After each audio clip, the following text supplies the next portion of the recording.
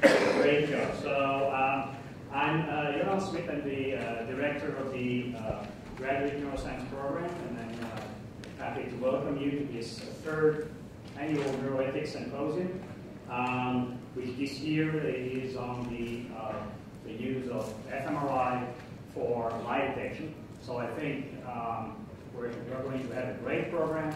We have some outstanding speakers who are going to give their point of view on that. And also we have a panel discussion at the end to which you would participate, and also some Emory faculty and the director of the Center for Ethics. So before really I leave the floor to some of the organizer of the event, I just want to, obviously such events need the teamwork, and there's a lot of people who have been involved in putting that together.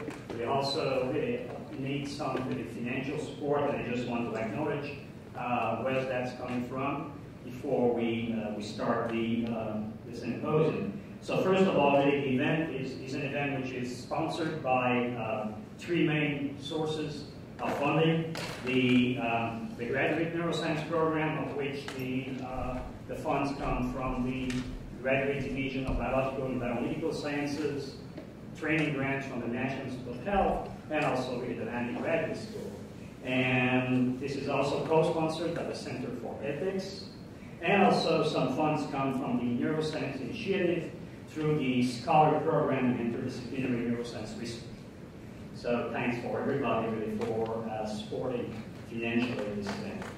And so money is not the only thing. We need people who kind of put the time, effort, and thinking about really what kind of topic we want to discuss and put the event together. And there are really three people I think I would like definitely to acknowledge who really have been the leaders into this and have done a tremendous job in putting the whole thing together. And I would like them really to raise so that we recognize them. So these are two graduate students in the neuroscience programs. These are raising third-year students, Carl Schmidt and Sam Rose. And also we have Carolyn, who is the assistant director for the Neuroethics Program, and also one of the SPINR fellows. So thanks very much to these three of them.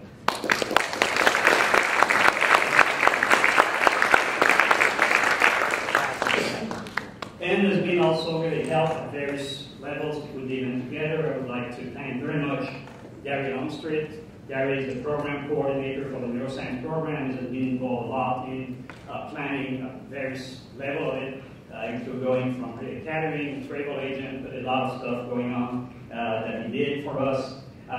David Nicholson, who is also our artist in the Neuroscience Program. David should be in the room. There he is. So David is responsible for the pamphlet that we have and the kind of use his artistic skill to put that together. So thanks a lot for David. We also have different people who have helped a lot with the advertisement of the event. So Nathan Everling, he's a student in the law school. Carlton Mackey and Kate Powell from the Center for Ethics and Ethics and Art Initiative, who volunteered today to videotape the event. So thanks a lot for that.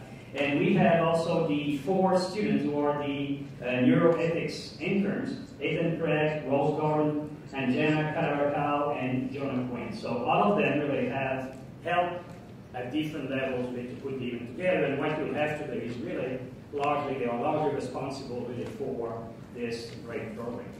So without further ado, then I will leave the floor to one of the students, Sam Wakal, is going to say a few words about their role in putting that together, and also really how we came up with the idea of bringing this topic really for you.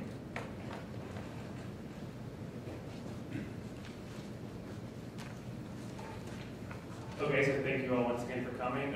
My name is Sam Rose. I'm a graduate student in the Neuroscience Program, as Nolan just said, and along with Carl Schmidt, we helped plan this event.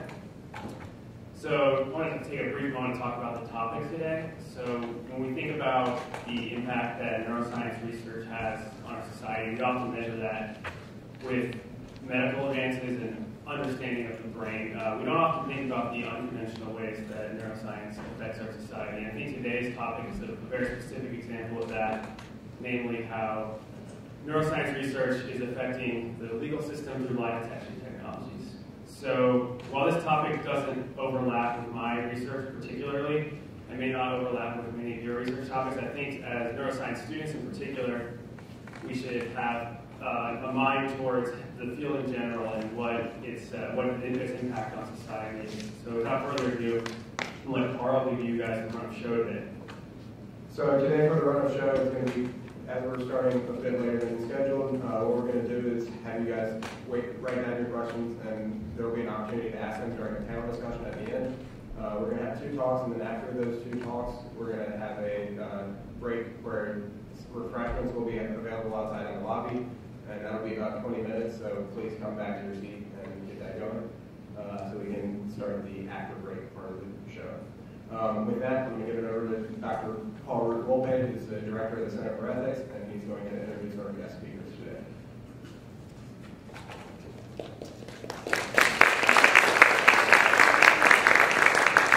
Before I begin, I just wanted to acknowledge Nolan stepping down as the director of the graduate neuroscience program. When I got to Emory, after being at Penn for most of my career, I knew Emory had a strong neuroscience program, but I didn't have a sense of how receptive Emory would be to neuroethics. And I've been delighted in general across the board at the interest and receptivity that this university has shown to this topic. And I think one of the greatest enthusiasts and supporters of that has been Nolan. So I just wanted to give him my personal thanks for being a champion of neuroethics here. And I know that as you step down into a less harried administrative role, that you'll continue to be part of the supporter of both neuroethics in general and of this event. I'm not going to introduce the speakers by reading the bios that you have in your programs. First of all, we're a bit time pressed, and second of all, I hope by now you can all read. So I will simply say that Hank Greely, a Stanford Law professor, who's been a very seminal figure in the development of neuroethics in the United States, both in terms of organizations like the International Neuroethics Society that he and I both helped found and work on, and also in terms of his written and professional work. Hank has been the go-to person for the legal implications of neuroscience, in addition to being one of the co-directors of the Law and Biosciences project funded by the MacArthur Foundation. And I will just take a moment to say that one of the things Hank told me about that project was that 3-4 years after it started, the neuroscientists and lawyers sat down at the table and still couldn't speak to each other. So you can read about Hank. I think it's really impressive that he clerked for Justice Potter Stewart, who is, of course, the most quoted justice in history because he said about pornography that he can't define it, but he knows it when he sees it. And that quote is probably maybe the single most quoted line by a Supreme Court justice in history. I've heard it in 100 different contexts. And of course, the judge with the greatest name in judge history, Judge Wisdom. Then Dan Langleben, at the University of Pennsylvania, a colleague of mine for many years. He and I collaborated on writing what was really, along with Ken Foster from the Engineering School at Penn, what was the first analysis of the ethical implications of brain imaging for neuroscience in the American Journal of Bioethics. An article that I think still probably is the only full-length treatment of that issue, but there are since been many articles focusing on specific aspects of it. Dan is a psychiatrist and got into, I don't know if you're going to talk about why you first started getting interested in lie detection, but it's actually a very interesting story because Dan got into it not because of interest in forensics, but interest in his patients and trying to understand them better. And then finally, Steve Laken. Steve was something of a wunderkind when he was younger. The Hopkins Medical News said that at the age of 26, Steve Laken had already achieved more public acclaim than many scientists receive in a lifetime. And that's proven by the fact that he lived an entire scientific and academic article career in about 7 or 8 years, and then quit that to go on to do other and better things that he's going to well, maybe not there, but others, that he's going to talk to us about whether lie detection is better than actually creating a genetic test for colorectal cancer. I'll let the audience determine. So we have three absolutely wonderful, interesting guests today, and I'm looking forward to this conversation. So I'll now turn it over to Hank Greely.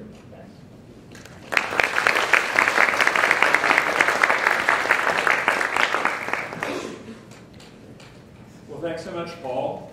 Everything Paul said in that introduction was true. Or was it?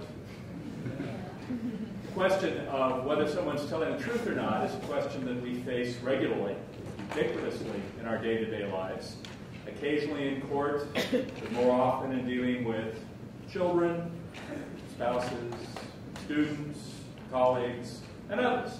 It's something that interests us deeply. We know that humans are actually, from lots of psychological studies, we know that humans are a little better than chimps at figuring out whether or not somebody's lying. There have been a series of great studies where you take trained actors, have them tell the truth and have them tell a lie, and you've got groups of people trying to determine whether it's truth or lie. Sometimes they're ordinary people, sometimes they're judges, sometimes they're detectives, sometimes they're professional poker players. And the good news is we're all better than average. On average, we're all better than average. The bad news is we're 53% accurate.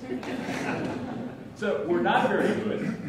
The question has long haunted, at least science and law enforcement in America, can we get better? And the history of lie detection goes back almost 100 years with the polygraph. We're now moving into the area where neuroscience may be giving us new leads for ways to figure out whether somebody's telling us the truth or not. Now, let me step back for a second. My general view is that neuroscience is going to have enormous impacts on the law, on our society, and only some of those will come through medicine. Many of those will be non-medical impacts. I actually have 5 categories of areas where I think neuroscience will strongly affect society.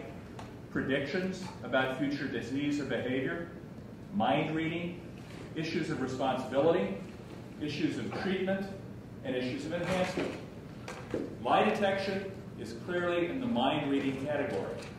It's one of the ways where we're trying to take our increasing ability to see physical brain states and correlate them with subjective mental states. Couldn't really do this before because it was really hard to see physical brain states in any real-time basis. And if, say, I wanted to see what was going on in Langleben's brain, I would have had to have taken it out of his head, sliced it up, and then it becomes actually trivially easy to predict what he'll be doing 30 days from then. But not very useful for me or for Dan, for that matter. So now with neuroimaging and a variety of other technologies, we can see physical brain states if you believe, as neuroscientists do, and I've come to, that the mind is generated by the brain and subjective mental states are created by physical brain states, and you can begin to see physical brain states and correlate them with subjective mental states, you can do mind reading. Some of the most impressive work right now with this is in the visual system. Jack Gallant from Berkeley has this amazing paper, literally amazing paper, where he recreates film clips that people have seen. He puts subjects in the scanner, shows them these film clips. They're actually little trailers from movies, and then based on the fMRI scan, recreates what he thinks they're seeing. I highly recommend you Google Jack Gallant, Berkeley, go to his webpage. It's on there. He's got a little video. On the left side of the video is Steve Martin playing Inspector Clouseau in the bad recent remake. So he's standing there in his fancy uniform with his white hair. And on the right side is what they've reconstructed, which is a guy about the size of Steve Martin with hair kind of like Steve Martin. It's fuzzy. It's not perfect, but it's amazing. There's one of an elephant walking across the plain, and on the other side you see what looks like a haystack walking across the plain. That's mind reading. And it's better mind reading than we could do trying to guess what somebody in a scanner is looking at just by watching their facial expressions, the other traditional ways we do mind reading. I think one of the really interesting things about the mind reading context, at least for the law, is that usually it turns out to be lie detection. Because usually, if we want to find out what's going on in somebody's mind, the best way to find out is to ask them. There are contexts, though, when we don't trust what they're going to tell us. And that's when something like being able to detect whether somebody is having a subjective experience of pain becomes effectively lie detection. If somebody who's seeking Social Security disability coverage on the grounds of chronic back pain says, I'm having this terrible back pain, the other side may not believe them. But if we think that pain is in the brain and that there are physical brain states that correlate with the subjective feeling of pain, we may be able to determine whether or not he is subjectively having pain with almost certainly some level of uncertainty, and then use that effectively as a lie detector. There are lots of different ways people are trying to use neuroscience in ways that are this kind of lie detection. Pain detection, detecting whether somebody has a memory for something or not, detecting whether they recognize something or not, detecting whether something seems particularly salient to them or not. And then there is now a 12-year tradition of straight-out efforts to detect deception using fMRI that now has well over 30 published peer-reviewed papers, which is probably twice as many good papers as exist with respect to the polygraph, even though the polygraph has been around for 100 years. I think with this technology, as with almost every new technology, there are two categories of questions we need to ask. The first is, does it work? And if so, how well does it work? And does it work with whom? And how confident are we that it works? And whether you're talking about a new kind of airplane, a new kind of toothpaste, or a new kind of lie detection, we should start with those questions. The second set of questions is, if it does work, how should we use it? These are two separate inquiries. They both need to be pursued. Sometimes you can get so fixated on the second science fiction-y one that you forget to ask the first one. A British, I don't know whether to call him a bioethicist or an STS person or what, Nick Rose, once figuratively kicked me in the pants after a talk by saying, you spent all your time talking about the long-term consequences if it worked, that would happen if it worked, that people forgot that we don't know whether it works or not, or whether it will ever work. So those are the two separate issues that I think we have to address. And I want to spend the rest of my few minutes talking about that a little bit in the context of fMRI-based lie detection. I feel a little odd talking about these issues before you've heard anything from the actual scientists involved about how it works, but I'm going to let them explain how it works. I will say there have been, as I say, more than 30 peer-reviewed reports, almost all of them reporting statistically significant correlations between particular sets of brain activation patterns as seen in the MRI, from the MRI scans, and deception. They all share some of the problems that are common in fMRI work. Their N's are all fairly low. There aren't very many people who have been studied because scanning people is expensive. It's not expensive in, say, the genetics world, where spending several $1 million on an experiment or on a study is common. But in the neuroscience world, they're expensive experiments. So the N's are low. They tend, though not always, but many of them are with relatively homogeneous subjects. Say, right-handed male undergraduates at Penn who say they aren't using drugs. These are issues. They're issues for these studies. They're issues for basically all fMRI studies, since undergrad psych majors are the usual subjects for almost all psychology experiments. But I want to point to two issues that I think are unresolved and are really important. One is the problem of ecological realism. It is fitting and proper that scientists do controlled laboratory studies, because controlled studies eliminate lots of extraneous variables and allow you to look at the core of something. But of course the problem with that is the world is filled with uncontrolled extraneous variables. And the more controlled your study is, the less confident you can be that it tells you something about what happens in the real world, because the laboratory is not the real world. Specifically in this context, studies are done with people who know that they are research subjects, who have signed consent forms, who are lying, but they're following instructions to lie. The person who has recruited them, who is supervising them in the research experiment, says, when you see this, say you don't see it. Or when you're asked whether you took the ring or watch, say you didn't, even though you did. Perfectly understandable from the perspective of how one would go about designing this experiment, but not what we're actually worried about in the real world. Does the brain of somebody during that experiment look the same as the brain of somebody on the witness stand saying, no, I didn't try to buy cocaine from that undercover officer, I've never used cocaine? Does it look the same as my brain every Thanksgiving when I say, no, Mom, the turkey's not too dry, it's perfect, as always? Maybe it is. Maybe it's not. And until we do ecologically realistic experiments, we won't really know.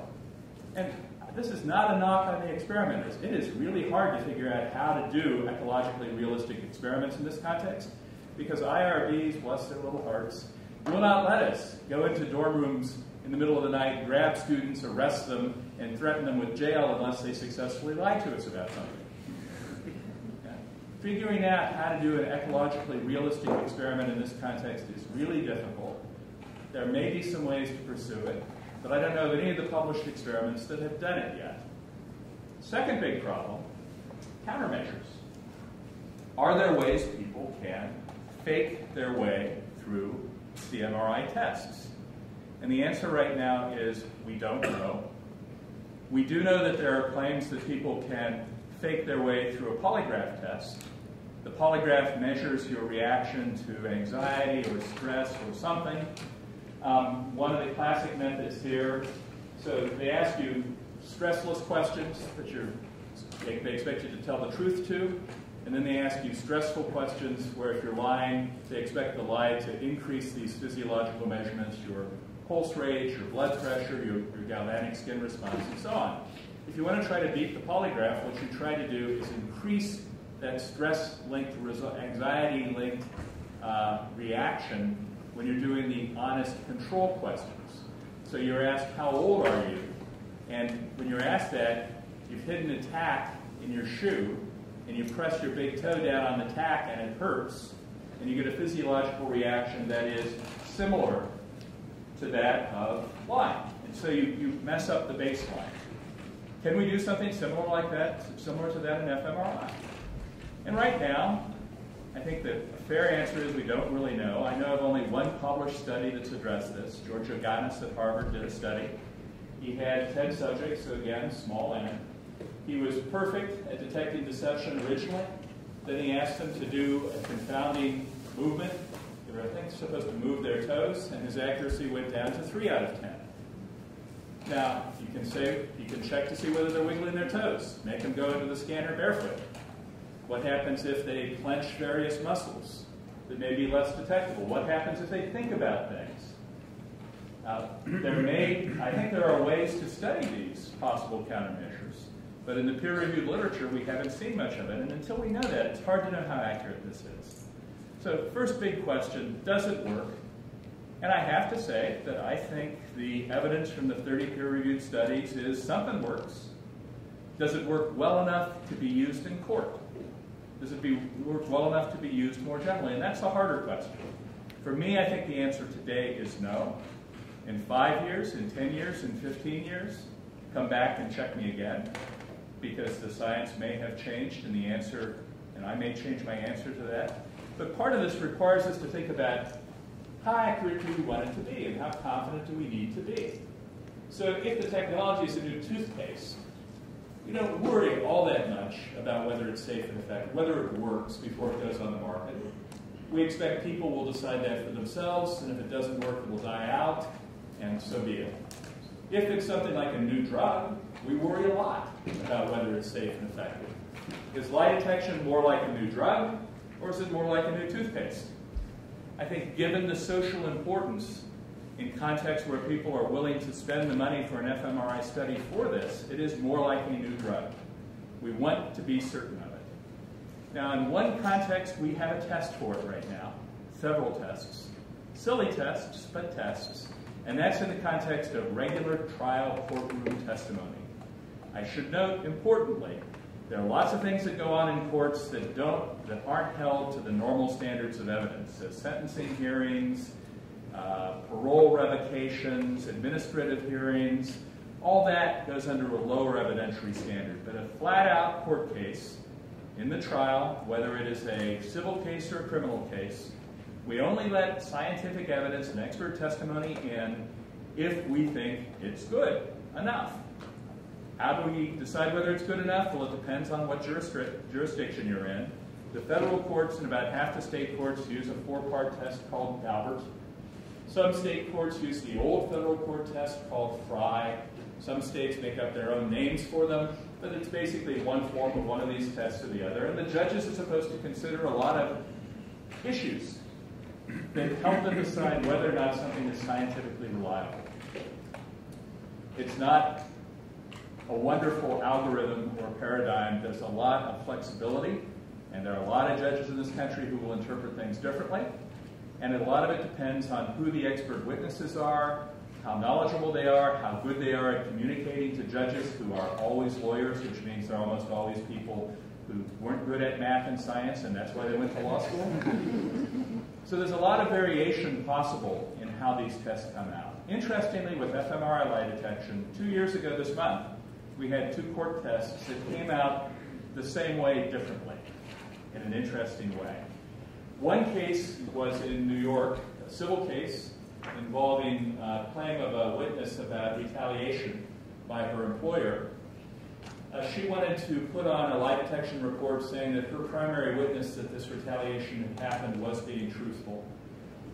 New York uses the old test, the so-called Frye test, which focuses on whether this is generally acceptable in the relevant field of science. It's actually, ironically, comes from a 1923 polygraph case. And the New York judge said, didn't hold an evidentiary hearing, didn't call any scientists, said, well, the first issue with the Frye test is this the kind of evidence that a jury would find helpful? And juries are our lie detectors, so therefore there is no evidence that the jury would necessarily find helpful about lie detection because that's what they do. So whether this works or not, it's irrelevant, it should be kept out. And it's not generally accepted. It's like 4 words. That, I think, is not a very good judicial opinion. The last 4 words may save it on appeal, but he's reflecting, I think, he reflected, I think, a judicial bias against the idea of lie detection, against the idea of taking this usually crucial piece of decision-making away from the judge or the jury and putting it in the hands of someone else. And I think lie detection in courts will face an uphill fight because a lot of judges feel like that. Justice Clarence Thomas, in a Supreme Court opinion, basically said it is rational to exclude polygraphs because we think in our system the jury is supposed to be the lie detector. The other case was in Tennessee and involved 3 scientific witnesses, including Steve Laken. The hearing went on for 2 days. The judge wrote a 40-page opinion where he carefully went through the science, went through the Daubert criteria, and concluded that at least in that case and at least today, it wasn't reliable enough to be admitted. So they both said not admitted. One in sort of a blanket, will never admit this because it's never the sort of thing that will help the jury. The other in a very scientific, context-specific sort of case. I wait other cases because I'm sure they'll be out there. There are lots of judges in this country, and until a higher court comes down with a definitive position, each one is free to make his or her own decision based on the evidence before him. That at least, though, gives us some gatekeeper. It's not the FDA requiring that it be proven safe and effective, but a judge has to be convinced this is good enough to use. A lot of the world goes on outside of judges. And is there any requirement for evidence that it works before it's used outside of court? There isn't any right now. You could use the magic 8-ball. How many of you remember the magic 8-ball? Okay, so this is something that's still around. It hasn't become one of my many outdated references. You could use the magic 8-ball to try to convince your boss you were telling the truth. And if the boss is foolish enough to buy it, there's no constraint on it. Similarly with lie detection devices, except for the polygraph in the employment context. Actually, I think for all lie detection in the employment context, there's no constraint on it. I think there should be.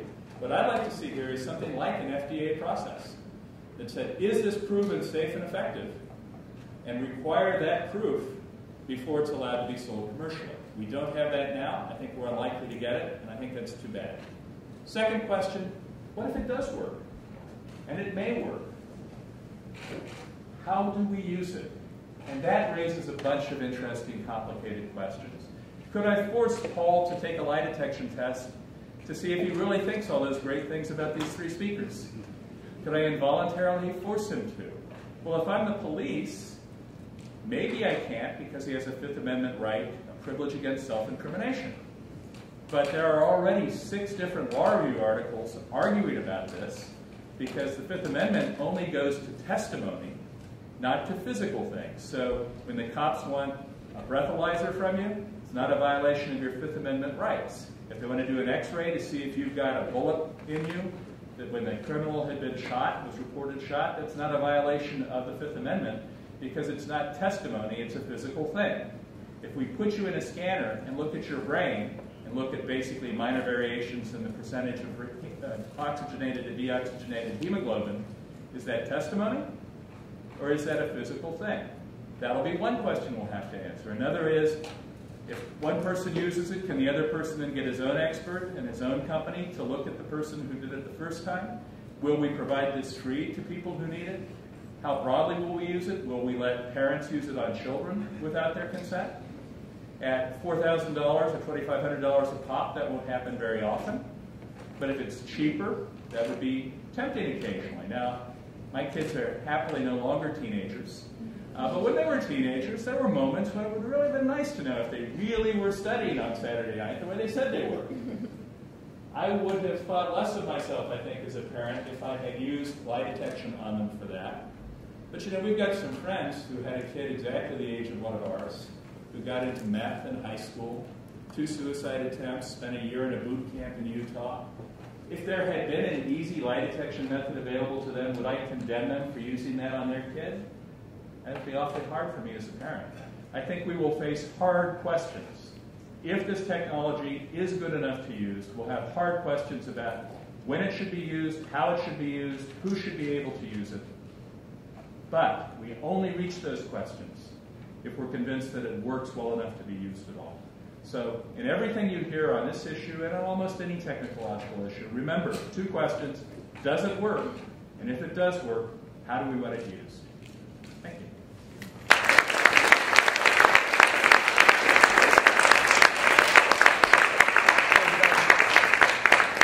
Thank you, Professor Greely. So actually, we're back on schedule. So if anybody has any quick questions for Professor Greely before he sits down and while we set up the next presentation, feel free. There are microphones on the side, and we can go from there.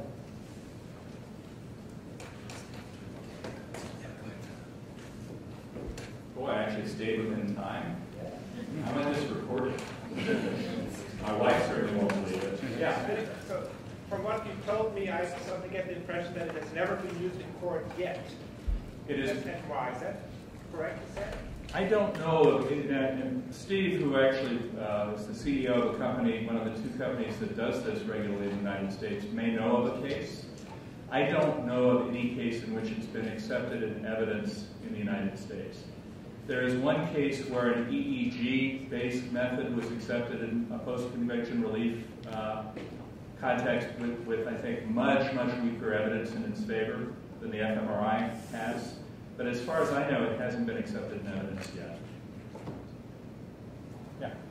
I really appreciate you framing the questions the way you did. And it's helpful to have those 2 questions, whether it works and whether we should use it in front of our mind. But I guess I want to try and push you to answer the second question a little more, especially in the situation of court, which you've had experience in.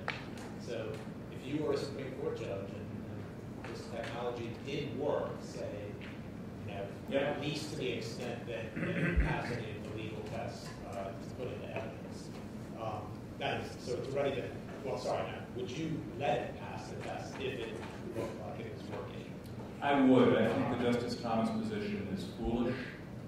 I think that if it is a reliable tool, and I would not require 100% because that would basically be saying you'll never use anything because nothing's 100% accurate. Whether I would require sensitivity and specificity of 99, 95, 90, I don't know, get back to me. It may depend on the case and the context. But yeah, I would let it be used. I would want it to only be used voluntarily. Someone who volunteers to be tested, I think it would be a bad idea to make it mandatory. But I would note, that's not necessarily a nice, easy solution, because if people can voluntarily use it and you don't volunteer, that can lead to people drawing inferences about you. There can be some coercive effect there of its ability to be used voluntarily on those who don't want to use it. With the Fifth Amendment, we get around this, at least in the federal courts, because if somebody takes the Fifth Amendment, the judge instructs the jury, you may not draw any inference about their guilt or innocence from the fact they've taken the Fifth Amendment. Does that work? Probably not. Whatever you do, don't think about pink elephants. It's never usually a very good cognitive strategy. But we try to do that. We might have to do something similar to that if we made this available in court on a voluntary basis to protect people who didn't want to do it from necessarily being assumed to be guilty. But yeah, I think if it works, it should be used. Professor Greely, do you trust juries to properly evaluate fMRI-based evidence? No. Do I trust anyone else to properly evaluate fMRI evidence? Not really. Including at this stage, fMRI scientists. This is a pioneer stage of this, and my own guess is that of the 5,000 human fMRI-based peer-reviewed articles that come out every year, 4,000 of them will turn out to be wrong. Not because people were negligent or fraudulent or anything else, but because it's early days. Juries are going to have a hard time with this. Juries will get more sophisticated, lawyers will get better at explaining things to juries.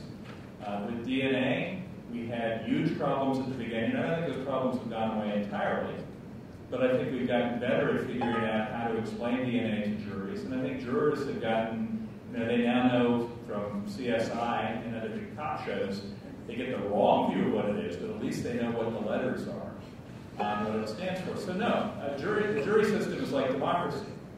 It's the worst possible way to do what it does, except for all the alternatives. It's a crummy system, but it is at least in some context better than the alternative. And I should note, defendants have the option of going with the jury or going with the judge. And if you really think your case is so technical and difficult that the jury won't understand it, you can opt for a bench trial. And although in some places the prosecution has a right to demand a jury trial as well, that rarely happens.